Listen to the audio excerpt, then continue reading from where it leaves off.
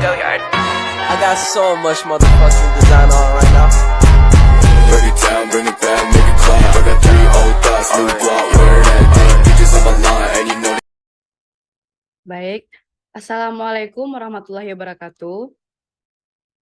Perkenalkan, kami dari kelompok 4 akan mempresentasikan hasil diskusi kami, yaitu tentang perbandingan metode Simple Multi Attribute Rating Test Q atau SMART, Simple Additive Weighting atau SAW, dan Weighted Product atau WP, pada pengambilan keputusan calon pendonor darah di PMI Tanjung Morawa.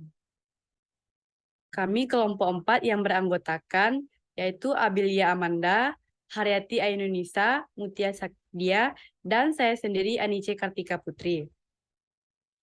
Baiklah, untuk mempresentasikan hasil diskusi kami persilahkan rekan kami yaitu Mutia Sakdia. Kepada Mutia kami persilahkan. Baiklah, terima kasih moderator. Saya akan menjelaskan materi mengenai metode Simple Multi Attribute Teknik atau yang biasa kita singkat dengan metode SMART. Metode SMART merupakan metode pengambilan keputusan multi atribut yang dikembangkan oleh Edward pada tahun 1977, di mana metode SMART ini memilih sebuah alternatif yang sesuai dengan tujuan. Setiap alternatif terdiri dari sekumpulan atribut, dan atribut ini mempunyai nilai-nilai yang dirata-ratakan dengan skala tertentu. Metode SMART ini banyak digunakan karena sederhana dalam merespon dan menganalisa.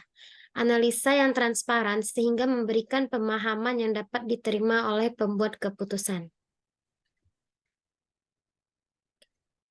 Adapun langkah-langkah dalam menggunakan metode SMART ini yang dimana yang pertama yaitu kita perlu menentukan kriteria dan bobot kriteria dari keputusan yang akan kita ambil. Yang kedua, kita perlu menormalisasikan bobot kriteria dengan rumusnya yaitu normalisasi bobot sama dengan WJ dibagi sigma WJ, di mana WJ merupakan nilai dari bobot kriteria dan sigma WJ merupakan total bobot kriteria. Dan langkah yang ketiga yaitu menghitung nilai utility, di mana rumus untuk menghitung nilai utility ini berupa UI sama dengan 100 dikali C max dikurang C out dibagi C min dikurang C out dikali 100%.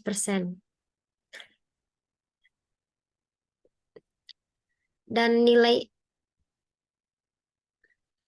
langkah-langkah metode SMART yang keempat yaitu menghitung nilai akhir, di mana rumusnya yaitu NA sama dengan sigma UI AI dikali dengan WJ.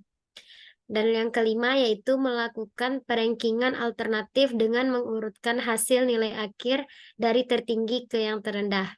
Nilai akhir yang tertinggi akan menjadi alternatif pilihan pertama dari penyelesaian masalah. Kembali ke moderator. Baik, terima kasih kepada Mutia. Selanjutnya akan dijelaskan oleh Abilia Amanda. Pada Abil, kami persilahkan. Baik, terima kasih moderator. Di sini saya akan menjelaskan mengenai metode Simple Additive Weighting atau biasa disingkat SAW. Metode SAW ini sering disebut dengan istilah metode penjumlahan terbobot.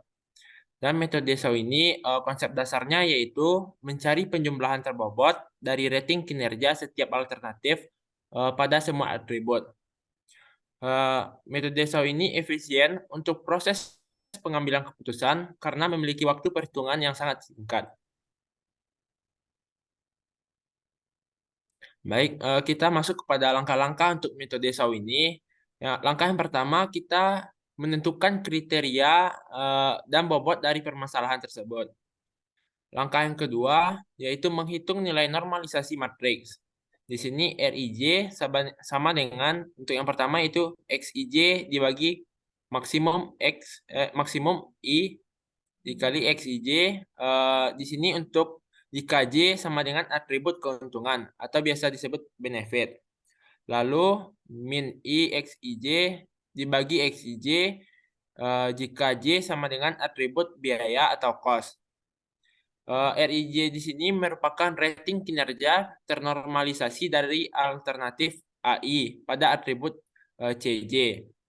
Di sini J sama dengan 1, 2, sampai M. Selanjutnya, langkah selanjutnya itu kita menghitung skor preferensi.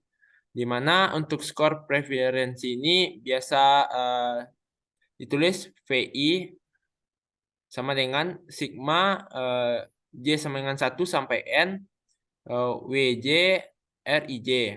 Dan langkah yang terakhir yaitu kita menentukan alternatif pilihan di mana nilai PI yang lebih besar mengidentifikasikan bahwa alternatif AI yang terpilih. Baik, sekian saya kembalikan kepada moderator. Baik, terima kasih kepada Abil. Selanjutnya akan dijelaskan oleh Haryati Ainunisa. Kepada Nisa, dipersilakan. Baiklah, selanjutnya saya akan menjelaskan mengenai metode Weighted Product atau WP, di mana metode WP digunakan dalam menyelesaikan masalah untuk mencari alternatif yang paling optimal dari sejumlah alternatif optimal dengan kriteria tertentu.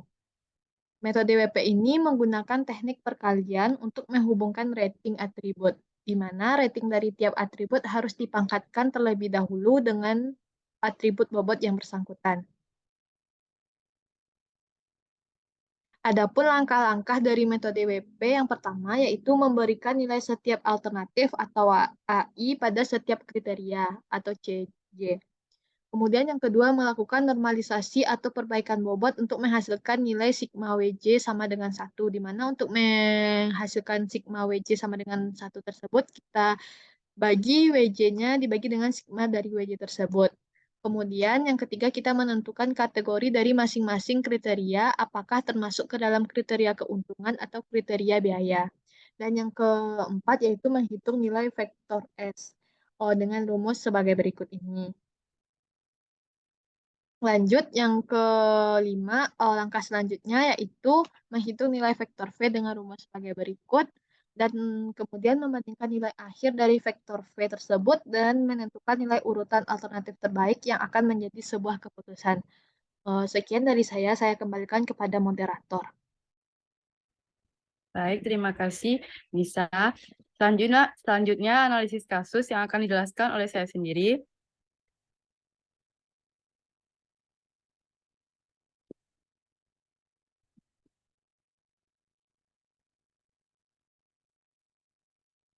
Analisis kasus ini data mengenai calon pendonor darah di Palang Merah Indonesia, Kecamatan Tanjung Morawa. Pengambilan keputusan calon pendonor darah di Palang Merah Indonesia atau PMI, Kecamatan Tanjung Morawa masih ditentukan oleh keputusan secara manual, yaitu dengan tes kesehatan, di mana dalam penyeleksian secara manual terkadang masih terdapat beberapa calon pendonor yang diizinkan mendonor tetapi tidak sesuai dengan persyaratan yang telah ditetapkan oleh PMI Pusat. Dengan kriteria C1, usia bobot 15%, C2 berat badan dengan bobot 15%, C3 tekanan darah dengan bobot 25%, C4 suhu tubuh dengan bobot 20%, C5 hemoglobin darah dengan bobot 25%.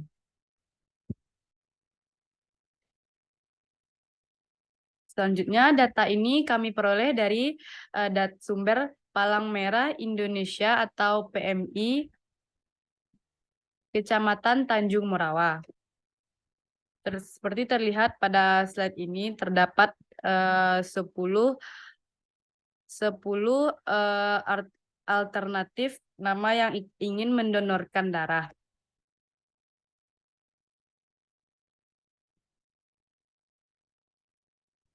Selanjutnya, kriteria usia. Pada kriteria usia ini, usia atau tahunnya. Pada usia kurang dari 30, pada rentang usia kecil dari 30 tahun, nilainya 100, dan pada usia rentang 31 sampai 40 tahun bernilai 90, dan usia 41 sampai 50 bernilai 80. Sedangkan usia besar dari 50 bernilai 70.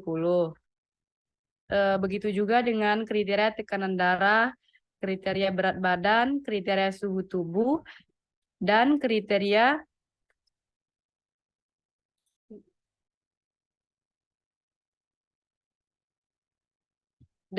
hemoglobin darah. Selanjutnya metode-metode di atas tadi yang akan dijelaskan langkah per langkahnya oleh rekan-rekan saya. Yang pertama metode SMART yang akan dijelaskan oleh Mutia Sagdia. Kepada Mutia dipersilahkan. Baik, terima kasih moderator. Baik, untuk analisis menggunakan metode SMART ini, setelah penjelasan dari rekan saya tadi, kemudian kita melakukan transformasi data dalam bentuk nilai bobot. Maka terlihat pada tabel terdapat 5 kriteria, yaitu dari C1 sampai C5, dan dengan alternatif dari A1 sampai A10.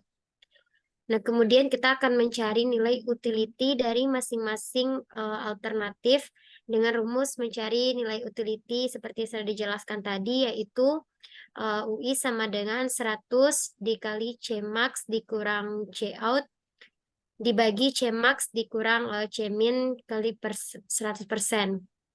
Dan didapatkan hasil dari utility yang dicari tadi pada tabel berikut.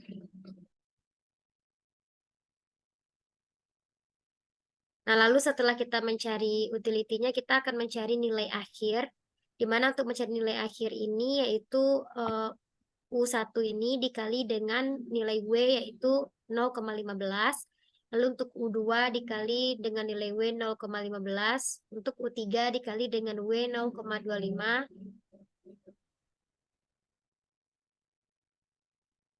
dan untuk nilai U4 dikali dengan W 0,2, dan U5 dikali dengan nilai W 0,25. Lalu didapatkan hasil NA-nya seperti berikut. Dan setelah mendapatkan hasil nilai akhir ini, kita akan melakukan perankingan di mana diurutkan dari nilai yang tertinggi hingga nilai yang terendah. Seperti pada kolom rank ini. Nah, dari kasus di atas diperoleh kesimpulan bahwa pendonor yang layak untuk mendonorkan darahnya di Palang Merah Indonesia Kecamatan Tanjung Morawa yaitu ada Ibnu Fajar, Hasmiyati, Widi Asri, Deswita Andayani, dan Dita Gusmita, seperti yang ada pada slide di sini. Baik, terima kasih kepada Mutia. Selanjutnya, metode SAO akan dijelaskan oleh rekan saya, Abilia Amanda. Kepada Abil, dipersilakan. Baik, terima kasih rekan saya Nice. Selanjutnya, analisis kasus untuk metode SAO ini, seperti yang telah saya jelaskan sebelumnya, itu langkah yang pertama kita harus menentukan kriteria dan bobot dari permasalahan. Jadi di sini yang untuk normalisasi matrik tersebut, akan terdapat perbedaan rumus untuk yang atribut keuntungan atau benefit itu menggunakan rumus XIJ dibagi nilai maksimum dari XIJ. Sedangkan jika atribut tersebut merupakan atribut biaya atau cost, itu rumusnya min IXIJ dibagi dengan XIJ. Nah, di sini untuk atribut keuntungan atau benefit itu hanya terjadi pada kriteria kelima. Dan untuk kriteria 1, 2, 3, 4 itu merupakan atribut biaya atau cost. Nah, untuk mencari contoh saja untuk mencari pada saat kriteria 1 pada alternatif pertama itu kita cari nilai paling rendah dari kriteria 1 tersebut. Tadi itu terdapat nilai 70 dan nilai yang sebenarnya pada A1 C1 itu 80. Maka di situ 70 dibagi 80 sama dengan 0,88. Begitupun seterusnya untuk A2 itu 70 dibagi dengan 90 didapatkan nilai 0,78. Nah, di sini yang berbeda itu terdapat pada C5. C5 itu kita menggunakan rumus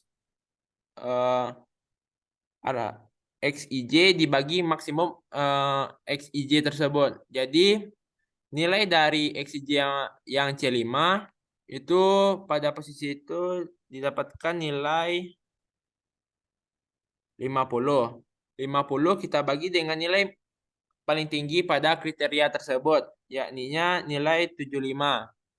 50 bagi 75 dapatkanlah hasil 0,67. Begitupun untuk alternatif seterusnya.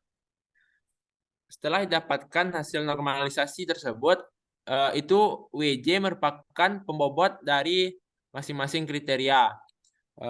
Untuk kriteria 1 0,15, kriteria 2 0,15, dan seterusnya. Nah, setelah kita dapatkan hasil tersebut, kita seperti yang langkah-langkah yang saya sebutkan tadi, kita mencari nilai V.